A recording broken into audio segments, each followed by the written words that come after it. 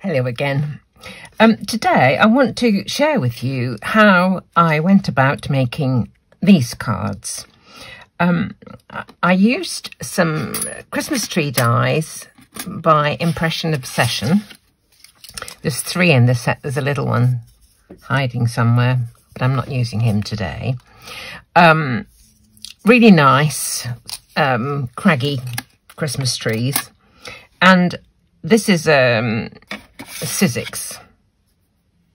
Yeah, Sizzix sentiment. It says Noel. A little embossed snow background, a frame. But the interest in this one is actually in the trees. So what I did was I cut the trees from a piece of green card. It's white on the other side, but I cut it from green. And the reason for that is because one of the things I was using with that green card was some of this luscious pigment powder from Indigo Blue. This powder gives a different effect on different coloured cardstock. So what I would get putting it on white would be very different from what I would get putting it on green. So as my trees are green, I wanted to start with a green base. So to save a little bit of time, I cut my 2 trees. I have yet to cut my Noel. And the reason why I didn't cut all 3 things at the same time is because I have found that dies from different companies, from different manufacturers, can be just slightly different in thickness. And so if one is a bit thicker than the other, sometimes the thinner one doesn't get cut out accurately. I've done it so many times, tried to cut a whole bunch of dies, lay them all out, try and cut them out, and some don't cut efficiently. So I've done my trees. I'm just now going to cut out the Noel. There we go. Right. Now we're not going to just leave them as is. We're going to have a bit of fun with them. And the fun I'm going to have with them today involves not only the pigment powder, but some gilding flakes as well. Been very fond of gilding flakes for a long time. Don't always remember to get them out and use them, but they give such terrific effects. And the one that I've chosen to use today is a variegated one. It comes from a British company called Crafty Notions. Yep, Crafty Notions Limited, and it's called Frosted Leaves, and it's got a mixture of shades in there. Predominantly it is silver, but there's coppers and greens and rusts and golds, all sorts. So I'm going to use gilding flakes and pigment powder, and what I'm going to do to use them is this. Here are the things that I am going to treat with this technique, and I'm going to apply them via this Nuvo glue pen, and this one has got a fabulous, huge, great nib. So what I'm going to do is just hold it still and drag some glue over the entire tree. There. The same with this one. I might just hold it down with a pokey tool to keep my fingers unsticky. Can't bear sticky fingers. Can't bear it. Right, just make sure it's all covered with glue. I don't like to go over it twice because sometimes if you leave it a while and go back over, the second coat drags off a bit of the first. Okay, I think I'm okay there. Now, I'm just going to push them to one side and clear up this mess. Keep it nice and clean. So here we go. Let's just wipe it away, the excess glue. Okay. There's no real need to leave these to go tacky or anything, I've discovered, but I don't think it would matter if you did. So I'm going to take out some of my gilding flakes and just pop them randomly onto these surfaces. And I don't want a great huge coverage. I want a bit here and a bit there. I want it to look a bit kind of random. So just teasing out a few flakes. That's a big lot there. Pull it off a bit and stick it somewhere else. It doesn't matter how you do it, haphazard is fine, just as long as you get some onto the surface of where that glue has been laid down. It's quite nice if you can get some at the top of the branches, but it's no matter. Anywhere will do. Now, because I've got some variegated ones here, I want to try and use some of the coloured ones on the trunk of the tree, just to make it a little bit different from the rest of the tree. Same with this one. Put a few, well, there's a bit of colour. Pop that on there. That's fine. They're such pretty colours. If you don't have variegated gilding flakes, but you do have some silver and gold, say, you can mix them up. Just pop a little bit on here and there. Doesn't matter. Oops-a-daisy. Sticky glue, all right. Put a bit more on this one. There we are. How we're doing. A bit more here. A bit more on the Noel. Okay. Now, all I'm going to do with these is just, I'm not going to burnish them yet. I'm just going to tamp them down a bit. There's an escaped bit there and an escaped bit here. There we go. Bit hanging off there. Okay. That will do. I've just put a little bit more. I say that and I go and do some more. Oh Lord, there's no helping me. Right, that will do. Will do. Right. Now, what I'm going to do, I've got a little colour duster brush here, and all I'm going to do is just to tamp these down where they are. Just give a little tamp. I'm not going to move them about.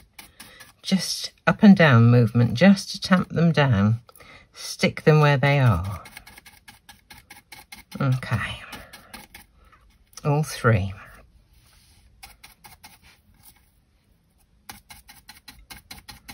That's absolutely fine. Okay. All those bits are tamped down. Now, the next thing I'm going to do is this. I'm going to open my Luscious pigment powder, and with a soft brush, this is a Perfect Pearls brush, just going to pick up a little of the powder, and I'm going to fill in the rest of the tree with the powder. Okay. Trunk as well. Out to the tips of the branches. Okay. Next one, I'll pick up some of this off the mat. And the sentiment. There we go. I'm just filling in all the spaces where the glue was put when no gilding flakes have landed. Right, that looks to be covered now. I'm going to cover the lid up, clean up the powder, because this is kind of intrusive really. It gets everywhere if you don't keep on top of it. Right, here we go. Get rid of that powder. I'll have to clean it again in a moment, because the next stage is to burnish these 3 die cuts. And here you can use all sorts of things. This is a scoochie from the same company that make this, Indigo Blue. And it's open weave. You can't say weave, can you? Open typed foam. It's reasonably firm, but I think people have used all sorts of things to burnish gilding flakes. Rub it, scrub it's, dishwashing sponges, all sorts. And I'm just going to rub it round and round and burnish. This is doing 2 things. It's actually shining up the gilding flakes and smoothing out the rest. There, that's my Noel. Now with this one, got to be rather careful because the branches are a little delicate. And the small tree, you can probably see that it just shines up the gilding flakes. Now I'm just going to give another little wipe here.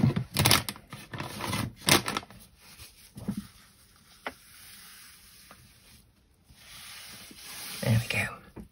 Now I noticed on the Noel, there's a couple of places where there is no powder or gilding flakes, and I'm not sure what the reason was, but what I'm going to do is just add a bit more glue to those couple of places, and I'm going to pop another bit of gilding flake onto that.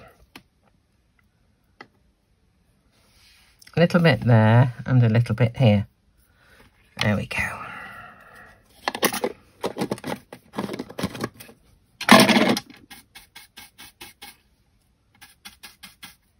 And burnish it. There we go. All sorted. Really good. Now, just wipe this again. Now, those are my embellishments almost ready, but I have done one more thing to the die cuts of the trees.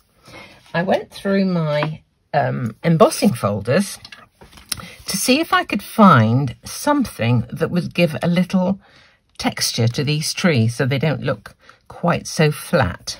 And I came across this one, which is a Sizzix, and I actually don't know what it's supposed to be. I don't know if it's supposed to be ice or cracked glass, or have no idea, but it's got lines going. And I thought, well, that would be a good thing to do. So what I did was look through the embossing folder to see if I could see which bit of pattern looked like it might look like branches or whatever. Popped that into the folder and just ran it through my die cutting machine.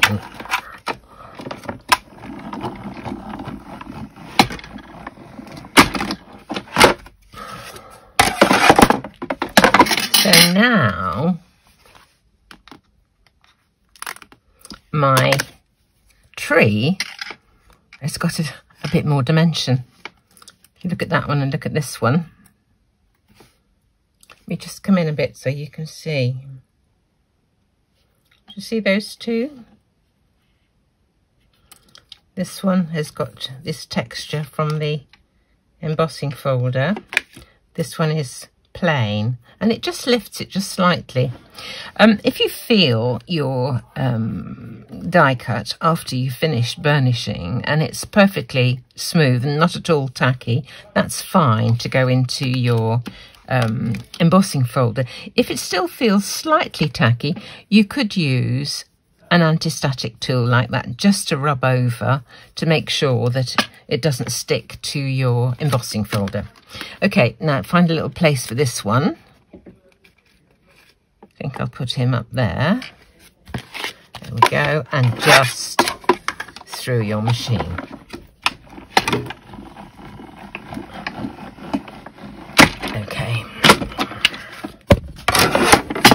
Oh, I am sorry, just knocked the camera. Oh dear. Oh, crikey. Don't know why it's flickering. Let me just come out so that... Often if I do a zoom, it goes flickery. I do apologise. Those people who are a bit light sensitive, that's dreadful. Okay, haven't quite finished yet with making these a little bit more dynamic. I've got an embossing pad here, and I am just going to add a little movement, just a little, to make this tree stand out a little more. There we go. This one, just down the middle, just down the centre. And if you do shape your trees or whatever die cut you may be using in this way, and you want it to stay in that position once you've added it to your card, the thing to do is just to pop on a little foam tape. So turn it over, cut a piece of tape, and put it down the centre. I'll have a little bit for the trunk of the tree, and for that I just need a very skinny bit, so just cut a piece like that and stick that on. And I think that is probably going to be enough. And what I will do when I come to stick it on is to add a little glue, just this kind of glue on the edges to stick those down. Same with this one, a piece up the centre, just to help it keep the shape. And then I'll add just a tiny little sliver on the trunk. It's got to be really skinny because it's a very fine piece of die cut there. There we are. Okay, so our trees are nearly ready now to be added to the front of our card. The Noel with one layer like this is not incredibly substantial. So the thing to do for that is to just grab a piece of scrap, get my plate, whoops-a-daisy, and cut another couple of layers. Come back with this one.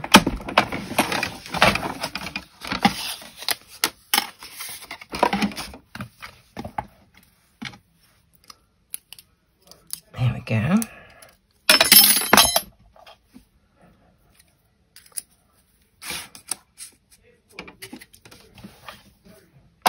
There we are.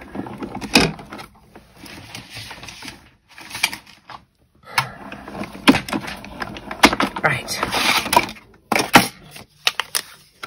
Now, just to join these together, the easiest thing is just to use a bit of, I prefer, wet glue, because in that way it will allow me to maneuver the layers just to make sure that they're aligned absolutely accurately.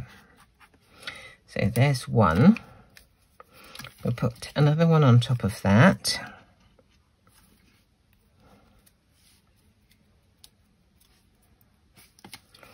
And another one on, we'll put the coloured one on the very top. And then this one, because it's going to be partially over the aperture and partially on the frame, it needs to be fairly substantial.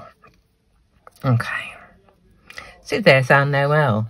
So the remainder of the card, I'll just show you the finished one again. The remainder consists of a frame, snowy background, and a hillside. So what I've done here is I have taped two, these are press cut dies. nesting dies. Tape 2 together, die cut them so that I get a frame, and I can always use the centerpiece for something else in the future. Okay, put that over there and that over there. I think I've dropped my, there it is. So that is the frame.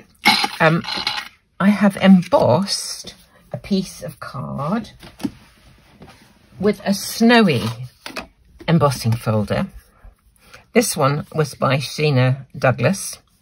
It is no longer available, but there are lots and lots of snowy type embossing folders around. So that's going to go behind. I have to cut it down slightly.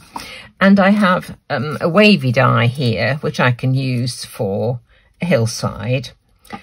If I cut this through the middle of a piece of card like that, it means I've actually got 2 hillsides for 2 different cards. So that is going to save a bit of time and a bit of card for the future. Okay, let's cut that out. There we go. Now then, these ends will just need to be cut because the die is not quite as long as the card. Pop that there. Okay, so here's my frame. There's my snow. That will have to be shortened. But if you'd like to add, again, a little dimension to your card, this is popped onto foam tape just to raise it slightly. So, way to do that, pop over your frame, add your tape,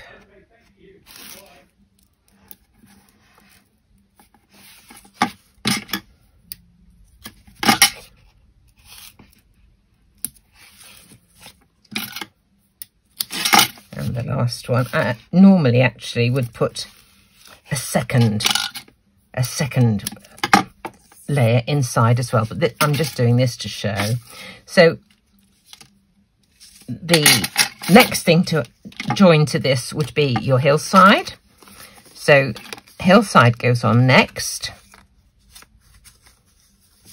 Just remove the tape, stick on the hillside, then add the snow, then add the trees. All you need to do is to put a little glue on the edge, pop those in place. Where's my second tree gone? Have I lost it? Story, oh, here it is. There's the second tree. And the Noel, I would put a little tape on the top bit there, stick the rest down. That goes on there. Then all you have to do is to stick the whole thing onto a card front. Here's my card front, and there would be yet another Christmas card. It's fun to do, and it's lovely to see the trees kind of come to life, really. So I've got another hillside here because this wavy die cut, I don't know where this one came from. I have no idea, but there are so many available. All you have to do is look on the internet and you'll find so many available. There we go, a fun way, and I think people would love to see a card like this with so much interest in just a couple of little things. So as ever, thanks so much for watching.